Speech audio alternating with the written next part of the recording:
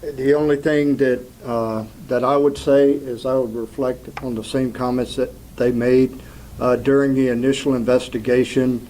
There was about every type of law enforcement agency out there, and they all worked together seamlessly.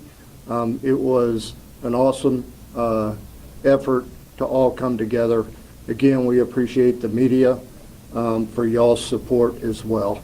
I'm here now just to support my friend for 26 plus something years, and also to keep the coroner's operation here in Coweta County running professionally as Richard continues to recover.